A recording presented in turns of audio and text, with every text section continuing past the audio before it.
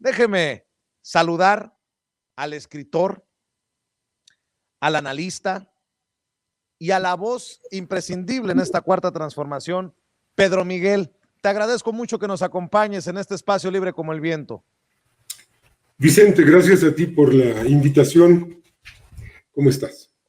Pues bien, Pedro, y de buenas porque regresó el presidente Andrés Manuel López Obrador y el que no lo celebre es porque quiere que le vaya mal a México. Es muy reconfortante ver al presidente, pues como en sus mejores mañanas, traía para dar y para repartir en la mañanera, Pedro Miguel. El que no lo celebre es charro, decíamos antes, ¿no? En las manifestaciones.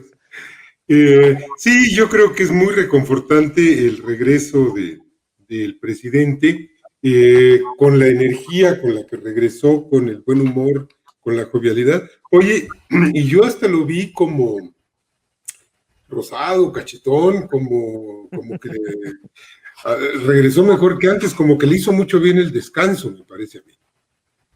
Así es, a pesar de que sea una situación tan delicada como un contagio del COVID-19, el presidente regresa, pues sí, más, perdónenme por la expresión, pero más vivo que nunca, le duela a quien le duela, le pese a quien le pese, y precisamente algunos de los que fueron receptores de los raspones del presidente en la mañanera son otra vez abajo firmantes, Pedro Miguel, hacen el ridículo. Estos rayan en los exsecretarios de salud que decían que en 8 semanas eliminaban el COVID-19, así estos intelectuales que ahora le dan consejitos al presidente con un desplegado, un comunicado, ¿no? Mira, no son consejos, son órdenes. Ellos están acostumbrados a dar órdenes, como aprendieron en la corte oligárquica. Siguen pensando muy despectivamente de Andrés Manuel López Obrador. Ellos siguen con una visión muy clasista. ¿Cómo es posible que un indio naco, nacido en Macuspana, esté ocupando la presidencia de la República? Y es un pensamiento muy gracioso el que tienen. Yo lo resumía el otro día de esta manera. A ver, finalmente han aceptado que Andrés Manuel ganó la elección masivamente, por una mayoría abrumadora. Y dicen, bueno, está bien, ganaste la elección, pero ahora ponte a gobernar como nosotros decimos, ¿no? Está bien, ya te concedemos el cargo, pero pues gobierna como si fueras un neoliberal, gobierna como si fueras Mir, gobierna como si fueras Anaya. ¿Qué hay detrás de todo esto? Bueno, que ellos sienten realmente que, fíjate, siguen engañados a 2 años de distancia y siguen pensando que esto nada más fue un cambio de nombres en la presidencia de la República y siguen sin darse cuenta de que México está viviendo un proceso revolucionario, que el régimen neoliberal, oligárquico y corrupto se acabó. No les cabe en la cabeza. Oye, Pedro Miguel, por cierto, no dan una. Ya veía que contestabas a un tuit de Pigmenio Ibarra, a quien le deseamos pronta recuperación total del COVID-19 también. Dice Pigmenio Ibarra en Twitter: propongo a Enrique Krause y a Aguilar Camín que para salvar vidas regresen todo lo que han recibido del erario en las últimas décadas, suscripciones, contratos, asesorías para pagar vacunas. Y me imagino que para el meme, ¿no? Así no, AMLO, así no, van a gritar. Son terribles, mano. Sí, es decir, fíjate, y en la mañanera el presidente dio una exposición muy clara de cómo está la vacunación en México. Él decía, bueno, es que nosotros no tenemos vacuna. No hay una vacuna mexicana. Dicho sea de paso, no hay una vacuna mexicana porque le pusieron en la madre a Birmex, los neoliberales a los cuales sirvieron Enrique Krause, Aguilar Camín y demás.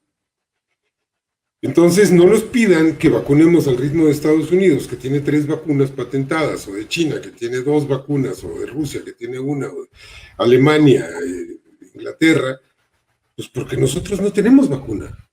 Tenemos que estar negociando en el ámbito internacional el abasto de este insumo. Entonces, pues, démonos de santos que estamos consiguiendo las vacunas y que este año vamos a inocular masivamente a la población, pero desde luego es un panorama mucho más alentador que el de la gran mayoría de los países del tercer mundo que no tienen tecnología, que no tienen investigación y desarrollo, y bueno, no la tenemos pues porque estos canallas la desmantelaron con el aplauso de Enrique Krause y de Aguilar Camín. Y bueno, incluyéndole a un personaje más, ya vi que le respondiste, y de hecho el presidente hace referencia a esta respuesta que le das a Denise Dresser en redes sociales, Pedro Miguel. Ya me contarás tu opinión acerca de lo que dice el presidente en referencia a tu respuesta y a lo que escribe Denise Dresser, pero permíteme primero leer lo que se publicó en redes por parte tuya. Dice: las mentiras de Denise Dresser, va hilo. El 1 de febrero, Denise Dresser publicó en la revista Foreign Affairs un artículo que vale la pena comentar. Se titula El presidente de México ansioso por pelear con Washington. Empieza mal desde el primer párrafo. Algunos países se beneficiaron de la falta de compromiso o escrutinio que tuvieron bajo el expresidente Donald Trump, México en particular. La idea de que el presidente de Estados Unidos deba ser el escrutador de México o de cualquier otro país armoniza bien con la idea de muchos estadounidenses, la autora incluida, de que Washington tiene como destino manifiesto ser el policía del mundo. Sigue: México en particular parece dispuesto a recibir la agenda de Biden, no con los brazos abiertos, sino con el puño en alto. La mentira salta a la vista para cualquiera que haya seguido el inicio de la relación entre los gobiernos de AMLO y Biden, y publicas un artículo de La Jornada que hoy compartía hace unos minutos, con Alessandro Pagani. Cooperación efectiva contra la pandemia pactan AMLO y Biden, y coinciden México y Estados Unidos en atacar de raíz las causas de la migración de Centroamérica. Sigue: en respuesta al pragmatismo político, miedo genuino de Andrés Manuel López Obrador, quien accedió a la demanda de renegociar el Tratado de Libre Comercio de América del Norte y el control de migración, Trump se hizo de la vista gorda ante el surgimiento de un régimen populista autoritario. Así que vivimos bajo un régimen populista autoritario. Denise Dresser podrá escribir eso para electorados estadounidenses, pero no se atrevería a hacer otro tanto frente al público mexicano. Un régimen populista autoritario que comenzó a renegar de muchos de los compromisos que había asumido como socio de Norteamérica. Más adelante dirá cuáles son esos compromisos. Por lo pronto, sigue ahora. López Obrador no oculta su deseo de agarrar un pleito con Biden. Ajá. Con Biden, ninguna amenaza para México, dice Andrés Manuel López Obrador. Veamos las expresiones de ese deseo. Presidente electo desde el principio, y luego envió una nota de felicitación tardía y fría que contrastaba marcadamente con la efusiva carta que le escribió a Trump en 2016. La efusiva carta que Andrés Manuel López Obrador le escribió a Trump en 2016, pues es mentira. Jamás hubo tal carta. Tras la victoria electoral del neoyorquino, AMLO no se dirigió a él, sino al pueblo de México, y fijó su postura en este mensaje, el mensaje que publica precisamente Pedro Miguel. Sigue: Andrés Manuel López Obrador aprobó una ley que impone restricciones a los agentes extranjeros que operan en México, incluidos los de la CIA, la DEA y el FBI. Pues no, Andrés Manuel López Obrador no aprobó nada. Fue el legislativo mexicano, que es un poder soberano. Y pues sí, en buena hora el Congreso de la Unión aprobó todo esto. Se llama soberanía. ¿O creerá Denise Dresser que Washington aceptaría que agentes de la Fiscalía General de la República, la Guardia Nacional o el Instituto Nacional de Migración hicieran lo que les diera la gana en territorio estadounidense?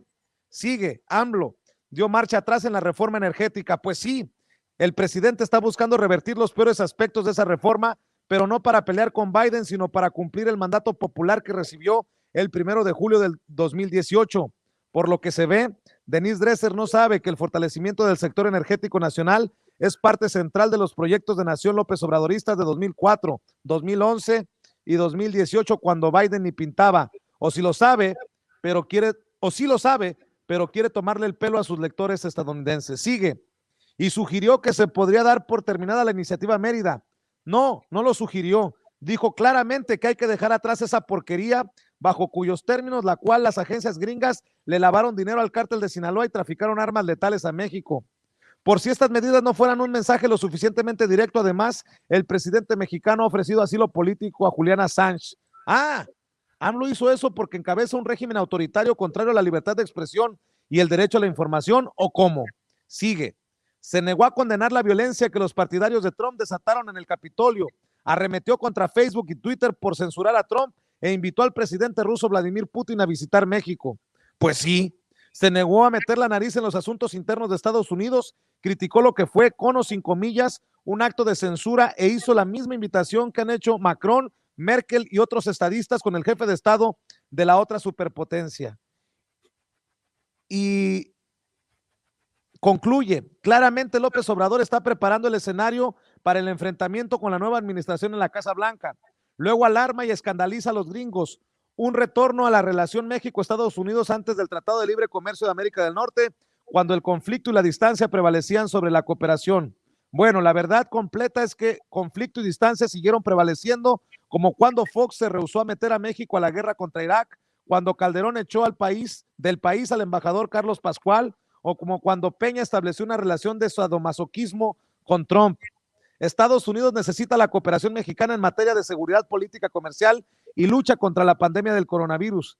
Ajá, México también necesita esa cooperación. Y luego, dicho desde el discurso del protectorado, tampoco puede permitirse un México que retrocede en la democracia, se niega a ver el cambio climático como una amenaza existencial o no logra controlar una pandemia que no respeta fronteras. Bien, Denise Dresser no sabe que ningún país logra controlar la pandemia, que la 4T nunca ha negado la amenaza del cambio climático y que el retroceso democrático está solo en la cabeza de los voceros de la oligarquía derrotada y es así antidemocrática. Sigue, AMLO decidió lidiar con la imprevisibilidad de Trump siguiendo una política calculada de apaciguamiento. Pues sí, buena idea del jefe de Estado de un país que comparte 3,000 kilómetros de frontera con la nación más violenta y peligrosa del mundo. ¿Qué no? Va parte 2.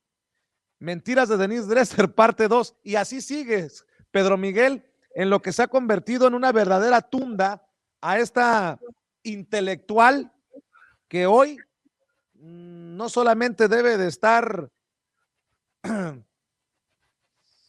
curándose los moretones que le dejaron los raspones o las heridas que le dejaron los raspones que le metiste, sino el hecho de que el presidente Andrés Manuel López Obrador retomara tus respuestas a las mentiras, a las calumnias y a las tonterías de Denise Dresser, Pedro Miguel.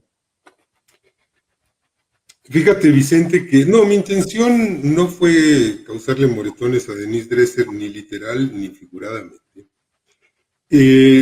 Mira, hay que recordar una historia. Cuando los dirigentes serbios que estaban interesados en la guerra, en la antigua Yugoslavia, le contaban a la gente que los bosnios habían envenenado el agua potable. Y había bosnios interesados en el conflicto que le contaban a su gente que los serbios habían violado a una niña y la habían asesinado. Y esto es lo que está haciendo Denise Dresser. Está contándole a su gente, que es ese sector democrático conservador, poco informado y imbuido de este espíritu colonialista, imperialista, arrogante de Estados Unidos, que se cree el amo del mundo, que se cree el policía del mundo, que se cree con derecho a intervenir y a fijar políticas en cualquier otro país, le está contando a México que estamos envenenando el agua y que estamos violando a las niñas. Es exactamente lo que está haciendo. No es tan burda, entonces dice que estamos construyendo un régimen autoritario populista, que estamos dañando los intereses de Estados Unidos, que estamos obstaculizando la agenda de Biden. Bueno, Biden es un tipo peligroso. Yo no me trago los cuentos para nada, ni de los trumpofóbicos ni de los trumpofílicos. Me parece escandaloso que haya sectores de la izquierda que sigan pensando que Trump era mejor que Biden, por ejemplo. Pero sin participar para nada en esas ideas que de veras me parecen delirantes, que tienen además el invento el Pizzagate y de que Biden es el jefe de una red de pedófilos, todas estas historias bobas. A ver, hay un hecho concreto. Biden es el presidente de Estados Unidos y Estados Unidos es un estado imperialista, agresor, expansionista, militarista, belicoso si los hay, injerencista, y México ha sido su máxima víctima a lo largo de la historia. Entonces, azuzar a un sector cercano al actual presidente de Estados Unidos en contra de México, porque no es en contra de López Obrador, es en contra de México, es un acto insidioso parecido al de los dirigentes serbios cuando le decían al pueblo, oye, los bosnios están envenenando el agua. Me parece que es tremendamente peligroso,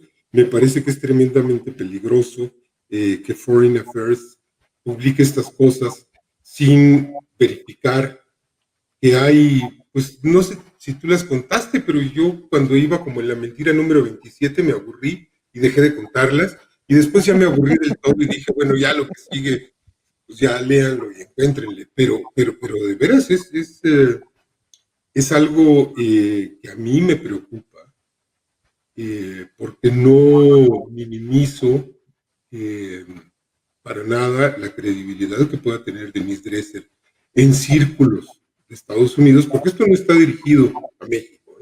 Esta lectura está dirigida a Estados Unidos. Y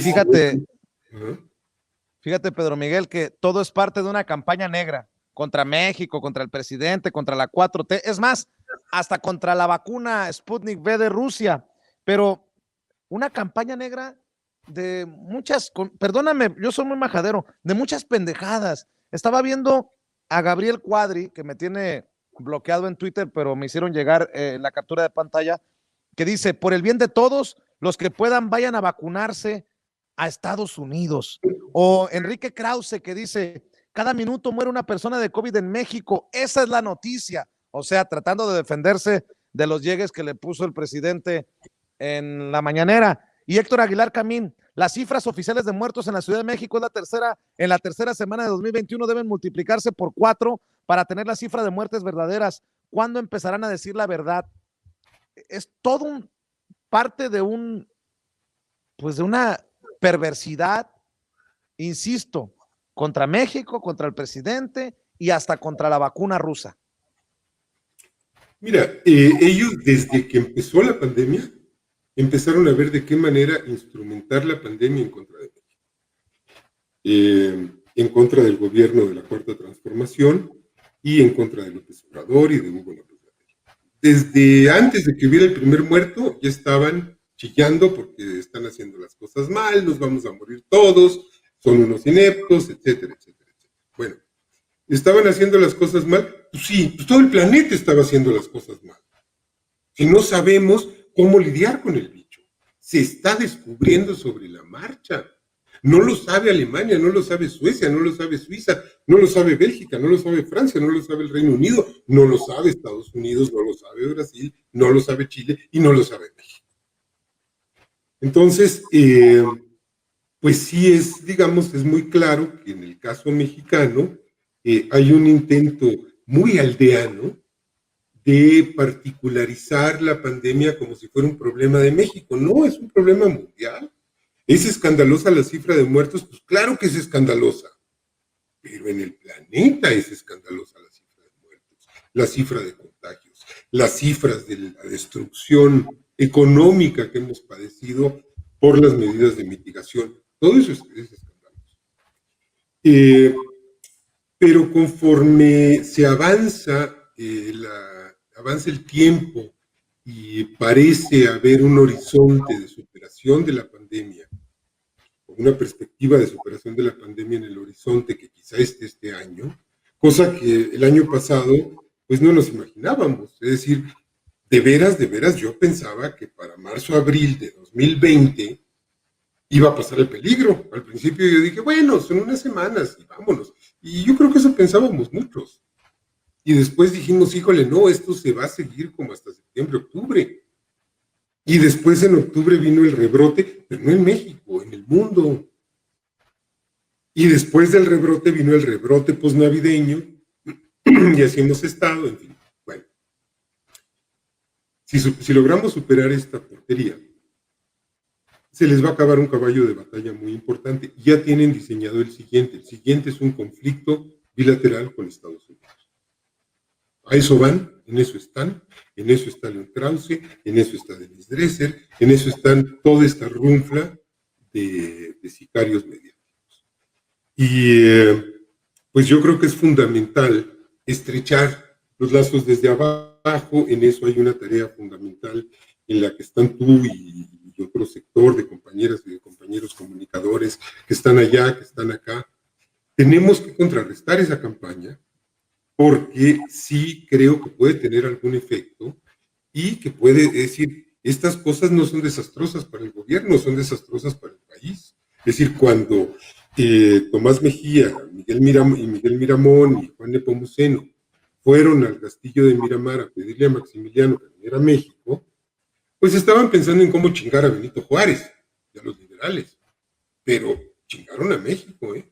Nos metieron en una guerra tremenda que destruyó familias, hogares, regiones, que metió al país en un baño de sangre que habríamos debido evitarnos. Hoy no pienso, digamos, en Biden mandándonos marines. Creo que no es el caso. Pero sí me puedo imaginar sanciones comerciales. Mira, por ejemplo, este infame de Buscaglia, de Edgardo Buscaglia, que se las da de experto en asuntos de seguridad y de combate a la delincuencia, ayer subía un tuit diciendo, mira la barbaridad, que como Morena iba a postular a este hombre, Salgado Macedonio, Guerrero, para candidato a gobernar Guerrero, cosa que es toda una polémica independiente del asunto, decía, no, entonces tiene que haber un paro nacional para evitar estas cosas, para lograr un maxi proceso de los mafiopolíticos, el lenguaje ese tan tonto que él utiliza, y sanciones internacionales. Imagínate, o sea, imagínate la desmesura de pedir sanciones internacionales por lo que haga o deje de hacer, bien, mal. No me meto en esa polémica porque no me voy a meter en esas polémicas hoy por hoy. Después daré mi opinión. Un partido político. ¿Qué son las sanciones? Pedro Miguel. Son sufrimiento para la gente. Sí. Pero fíjate nada más, podemos debatir si está bien o tal o cual candidatura, si es una expriista la de Nuevo León. Ese es un debate aparte. Pero ojo, dices tú que tejer desde abajo. ¿Y qué razón tienes? Porque aquí la noticia, como diría Krause, es que quieren regresar los mismos malandrines que nos pusieron en donde, o nos dejaron hechos pedazos como país, como estábamos. Santiago Krill quiere hueso. Margarita Zavala quiere hueso. Rubén Moreira quiere hueso. Y todos estos personajes. Y eso es lo que está de por medio. Y no se puede nublar uno, no se puede distraer, porque te pueden confundir, te pueden marear. Y eso es lo que están intentando con este bombardeo, ¿no? ¿Así lo percibes tú también? Así es. Déjame nada más aclarar una cosa, porque me van a estar jode que le saco al debate, que por qué no me meto en el tema.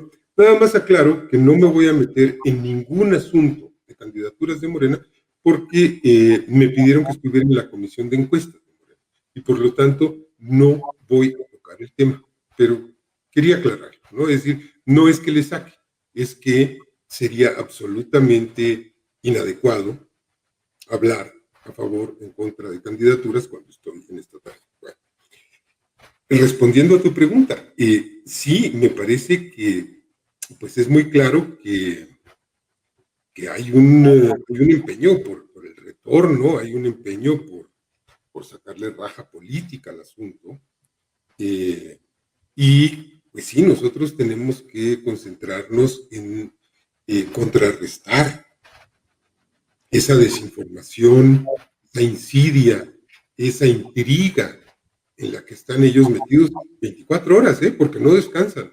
No descansan inventando mentiras. O sea, échate el trompo a la uña de lo que dice Denis Dresser, que en 2021 tenemos una perspectiva de reducción de 9.1% de la economía. Mentira podrida, es decir, el Banco Mundial, el Banco de México, el Fondo Monetario Internacional, Moody's, le dicen que vamos a crecer entre 3.5, 4.5, el presidente dice 5, pero no que vamos a decrecer más de 9%.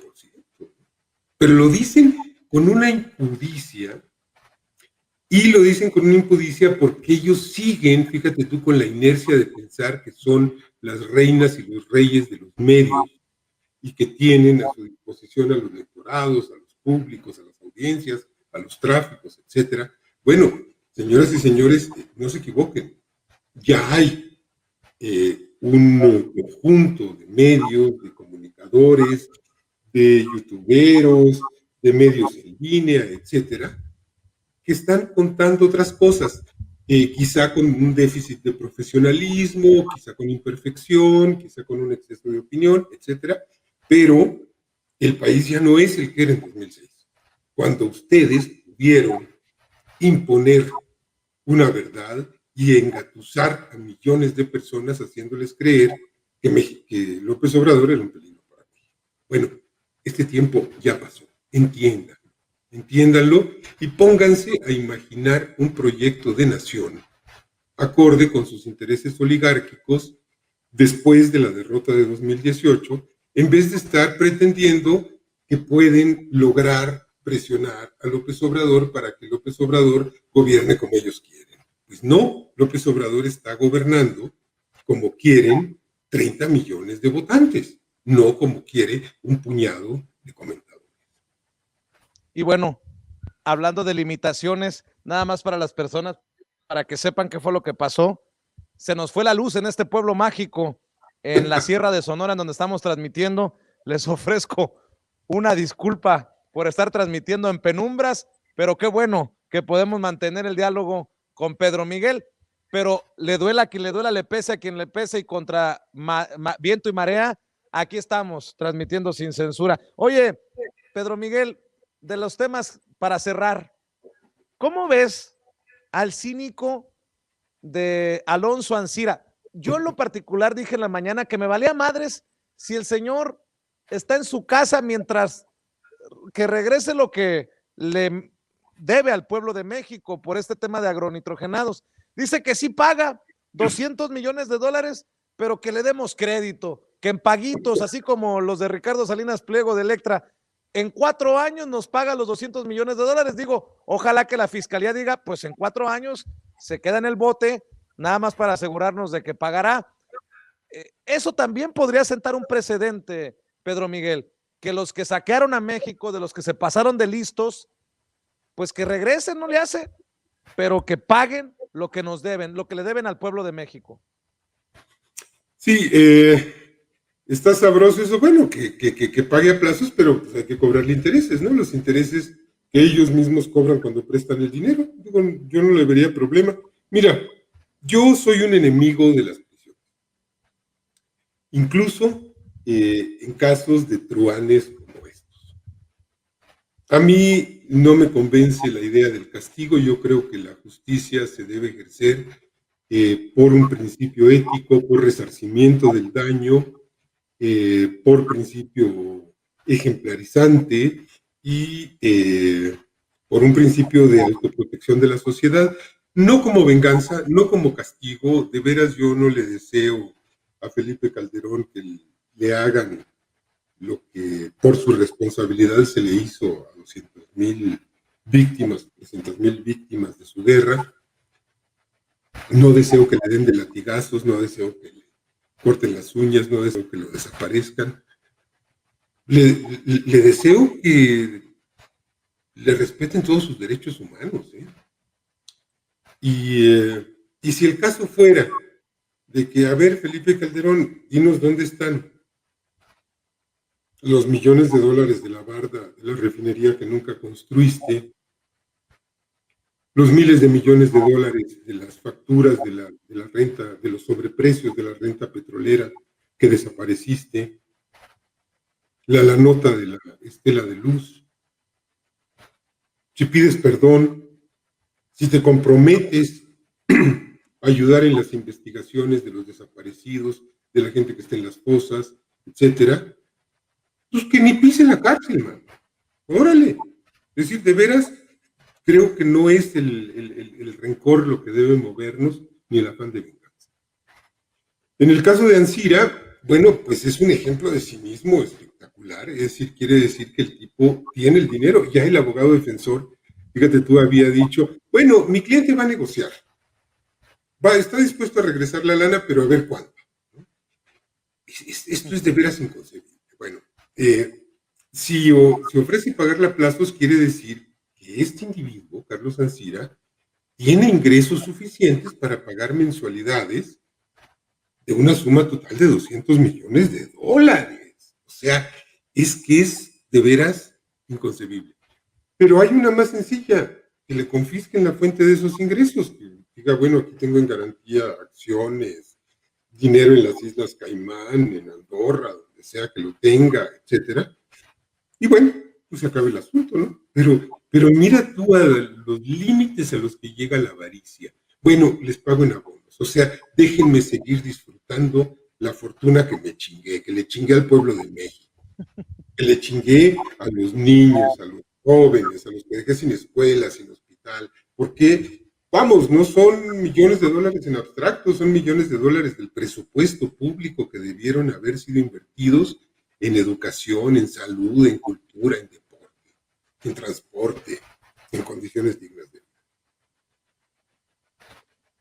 Pedro Miguel, para cerrar, tu reflexión, después de el contagio del presidente, ahora que regresa el presidente, con un presidente que tiene por lo menos, de acuerdo a las últimas encuestas que revisé, el 70% de aprobación, con un Morena que es el único partido que de acuerdo a las encuestas crece, que ni con el PRI, PAN, PRD juntos, de acuerdo a las encuestas, parece que harían daño en las próximas elecciones, no hay que confiarse.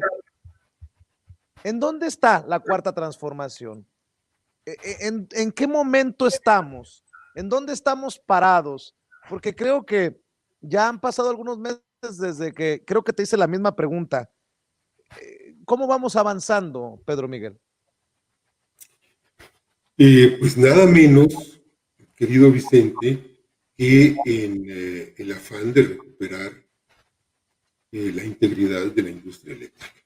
Yo creo que ahorita el elemento clave es la aprobación de la reforma enviada por el presidente al Congreso de la ley de la industria eléctrica, que mira, no es una reversión total y plena de la reforma energética, pero es un primer paso en ese sentido. Yo creo que esto es fundamental. A ver, no estamos hablando de nada menos que de recuperar los pilares del desarrollo nacional, que sigue siendo el sector energético, Pemex y CFE. Dependiendo de las elecciones de junio próximo, podremos darle una marcha atrás constitucional a la reforma energética de Peña o no. A ver cómo nos va. Pero yo diría, miren, si quieren que tengamos la oportunidad, la posibilidad y el margen político de revertir plenamente esa reforma, déjense de pendejadas, voten por Morena. Déjense de que si fulano está muy gordo, que si Sutana está muy fea, que si Mengano vino del PRI, que si Perencejo, la chingada. No, o sea, lo que está en juego es nada más y nada menos que la posibilidad concreta de obtener una mayoría calificada en ambas cámaras. Con esos índices que tú señalas, con las preferencias a favor de Morena, si trabajamos, podemos lograr algo que ni siquiera soñábamos en el 18, que es sepultar la reforma energética. Logramos sepultar la reforma educativa. Tendríamos que sepultar plenamente esa inmundicia que entregó el sector a los buitres transnacionales. Entonces, yo creo que estamos en eso, me parece que es crítico, me parece que es tiempo de cerrar filas, creo que ya todo el mundo se agarró suficiente del moco, ya se dijeron cosas horribles unos a otros, etcétera. Ahora es momento de cerrar filas, de olvidarse de rencores, de malestares, de incomodidades personales, o de facción, o de grupo, y decir, oigan, como país tenemos la posibilidad concreta de reconquistar nuestra independencia y nuestra soberanía energética. ¿Qué vamos a hacer después? Pues aprovechar la recuperación de la renta petrolera, por ejemplo. ¿Para qué? Pues para el bienestar, para ir a una transición energética respetuosa del medio ambiente, porque eso se tiene que financiar y eso cuesta dinero. Pero si tenemos la renta petrolera de nuevo, pues podemos tener dinero para eso. El problema es que ahorita todo el mundo dice, ay no, pero que haya una partida para tal y que haya una partida para tal cosa y que, pues no, o sea, piensen en grande. Pensar en grande quiere decir tener presupuesto para investigar, para hacer nuestras propias vacunas, para ir a un proceso de industrialización, de reindustrialización del país, para financiar la cultura, para financiar el deporte, para financiar casas, habitación, etcétera, etcétera. Entonces, yo creo que estamos en un momento crítico en el que podemos crear las condiciones para recuperar ese pilar fundamental del desarrollo nacional. Suscribo, querido Pedro Miguel, y ojalá que se terminen los piquetes de ojo y las patadas y que se pongan serios, porque lo que se viene está fuerte. Por lo pronto, yo te agradezco siempre tu generosidad para Sin Censura y espero que hagamos más continuas estas oportunidades de diálogo con la audiencia inteligente y diferente que tenemos en este espacio libre como el viento. Por lo pronto, te mando un abrazo, Pedro Miguel. Vicente, querido, abrazos para ti y gracias por el espacio. Estamos en contacto. Claro que sí, es Pedro Miguel, analista, escritor y una voz esencial, primordial en esta cuarta transformación, hablando con nosotros sin censura.